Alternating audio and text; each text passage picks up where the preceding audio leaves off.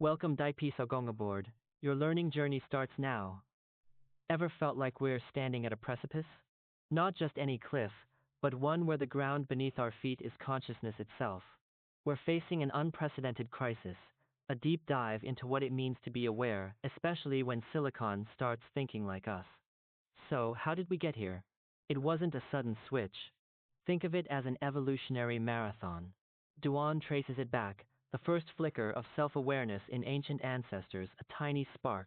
Then, fast forward through millennia, and now we're sprinting towards AI that can mimic, maybe even surpass, our own cognitive leaps. This isn't just history, it's the context for today's existential jolt. The book maps this journey, showing consciousness isn't static, it's a dynamic process, constantly evolving. And guess what? We're right in the thick of it. Now, how do you structure such a complex idea? Duan introduces the W model: data, information, knowledge, wisdom, intent. It sounds simple, but it's a powerful lens. Think of it as the operating system of consciousness.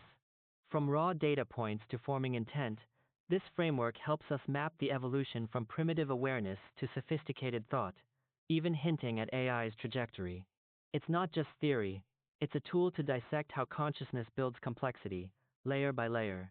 The formula basically says consciousness is a function of these stages. Simple, elegant, and deeply insightful. Here's the kicker: AI is not just catching up, it's challenging our very definition of uniqueness. When machines can learn, adapt, and potentially possess forms of intent, what's left for us? That's the heart of the crisis Duan highlights: human self-doubt. Are we losing our edge? Is consciousness just a fancy term for biological computation? The book argues this isn't just a tech problem, it's a profound existential one. We need to figure out if, and how, human consciousness remains irreplaceable in an age dominated by artificial intelligence.